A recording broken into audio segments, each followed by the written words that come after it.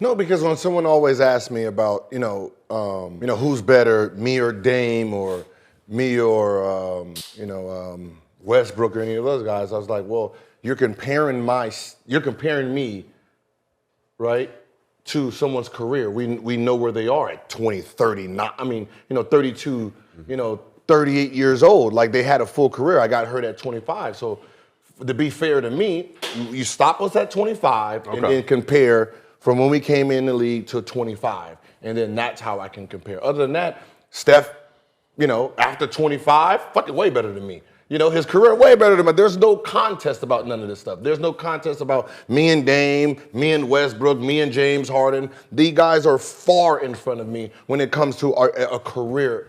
But 25? Oh, nah.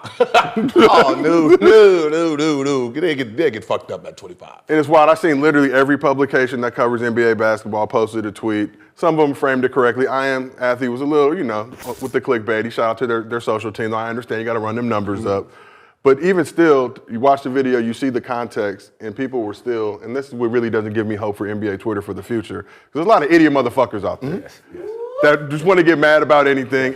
And really, anytime Steph's name comes up, the level of defensiveness, which we're going to get into later on the show with just Warriors fans in general, and delusion, and it's like the context at 25. Somebody's like, well, why'd he stop it at 25, I got hurt. Did you watch the video? I know, that's what I'm saying. I'm hurt, so it's I probably played like 50, 60, 70 games after the age of 25. So, I have to stop my career at 25. That's where my career stopped. So, that's, it's not a long list of greats, of people that can consider themselves over 3-time All-Stars, over 3-time NBA champs. I mean, not NBA champs, but All-Stars, all NBA players. I mean, it's, when you hear the list, when you think about who could be there, you'd be surprised. It's just top tier. Well, it's funny that you mentioned that, Gil. We put a little bit. We don't got everybody. I know somebody on the interwebs will be like, but you forgot X player or Y player. But let's just go through a little bit. Jason Tatum will likely be a 3-time All-NBA player. We're still waiting for those awards to come out. 4-time All-Star. Luka, by age of 25, I think he's 24 right now. EuroLeague champion MVP, likely 4-time All-NBA, 4-time All-Star. LeBron, MVP, 5-time All-NBA, 1-time All-Defense, 5-time All-Star. Melo, 3-time All-NBA, 3rd team, 2-time All-Star. Tim Duncan, Finals MVP. So Melo's, I don't even know how you put Melo in there. He don't make the cut. He got 3-time? Why? He's not 3-time All-NBA and 3-time All-Star. Gotta give him a break, Gil. Do we value All-Star games? It was a fan vote. Yeah. Okay. Tim, get him out. Get him off the page. Tim Duncan, Finals MVP, 4-time All-NBA, 4-time All-Defense, 3-time All-Star. Kobe, 3-time champ, 5-time All-NBA, 4-time All-Defense, 5-time All-Star. KG, 2-time All-NBA, 2-time All-Defense. So I combine those together. Okay. You'll have Michael. You'll have Magic with probably like 6-time All-Star. You're gonna have Bird. Yeah. You're gonna have Shaq. In there. So when you're talking about that's why I consider myself at that time. I consider myself good. I had 60. I had 50-point gamers. I was one of the youngest players. So I guess they had like top 20 of young players to score 60 points. So by the age of 25, I held a lot of NBA records. Most points in a half, overtime. Most points in less amount of shots. I was really fucking some motherfuckers up. I ain't even gonna lie. Yeah, I mean, you was great. It was good. It was great. It was great basketball. It was great. And this is your show and you're paying us, but I just want to point out that a lot of people were hating on you and saying that you weren't this, weren't that you don't understand basketball. So just imagine how great you could have been if you understood basketball. Gil. I know, right? That's wild. I know, right? That's I mean, wild. I just if you I know understood what you were doing in my head and it just popped because they're so used to listening to non-basketball players.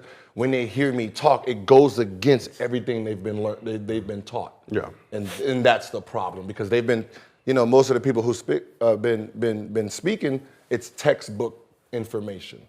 Right? It's textbooks information, 3-level scoring and all this like layup, right? Mid-range, 3.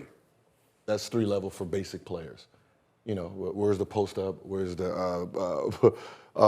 post up? Where's the logo scoring? Right? There's more levels. There's more levels. There's levels to this shit, I think is what you're saying. 3 level is fucking elementary basic bullshit. And when it comes to you and Steph, we got to drop a you got to remember. I'm going to be the one to say it. I'll take a sip at the end of the show. I think you played against Steph his rookie year, I believe, December 18, 2009. In that game, I'm just going to read the stats. Fuck me up, huh? 45 points, 13 assists, 15 for 25 from the You field. had 45 on me? No, Gilbert Arenas had 45 points. Okay. Steph Curry, though, 27, 8, and 4, though. So I don't know, 25-year-old. Is that with Monte? Oh, we got that. Look at y'all talking to each other. What are you telling Steph right now? Nothing much. Were you giving him like the MJ Kobe advice? Like this is how you can become great? Ooh. Ooh.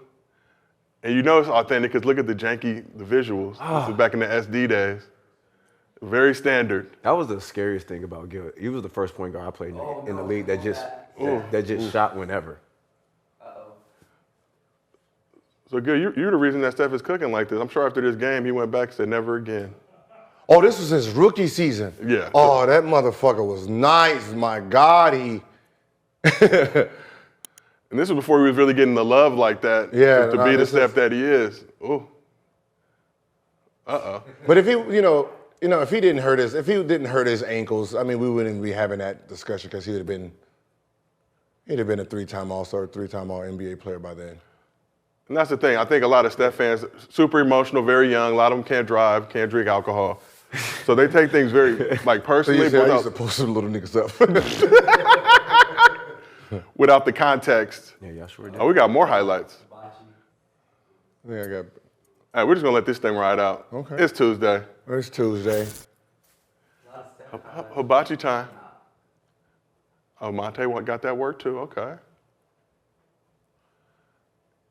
And was there anything extra for you coming back to Golden State? Did you feel like you had to give them buckets every time you was back in the I always town? gave Golden State buckets when I got back home. Hit game winners there. Oh. Who was that?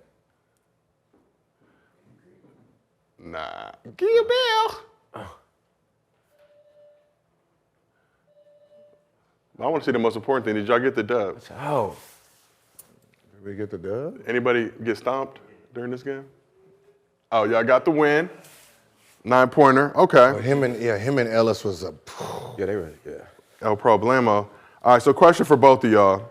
When we look about through the course of history, a lot of guys' careers negatively impacted by injuries. And that's the thing, as a real hooper, you're always going to show love to guys and factor that into what they could have been. But if you could turn off injuries for any NBA player in history, who would it be? For me, Penny Hardaway. Okay. For me, Derrick Rose. Oh. Derrick Rose. Yeah, that was a good one. Yeah. If D Rose don't get hurt, like after that knee, it gets ugly for point guards. Fun fact. When you mentioned Derrick Rose is actually younger than Steph Curry. That's wild. That's wild to think about. Yes. Derrick Rose is younger than Steph Curry, just so we have. By what, like a couple Probably months? a year, a couple months, yeah. That's wild. I know, right? Yeah. Some other guys we could throw on that list: Brandon Roy, Grant Hill, T-Mac, Gil, Yao Ming, Allen Houston, Brandon Jennings before the Achilles. That's the thing. Grant Hill, man. Grant Hill. I mean, that's another one. Grant Hill. A lot of the problem with the basketball discourse and culture nowadays is they go on Basketball Reference, they go on Stat Muse, and they'll just look at stats.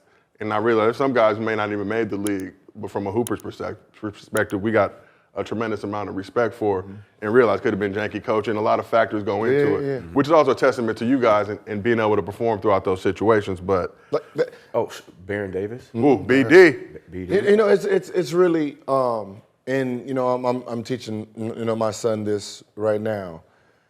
There's levels. You know, you don't want to be technically a hooper. You want to be a basketball player. You want to be good enough to be able to mesh with anyone. You have to learn different ways of scoring, moving without the ball, having the ball, posting up, so you can play with anyone. You can be in any system, right? You don't want to be playing this certain type of way, get to another system, and then you can't play basketball anymore, right?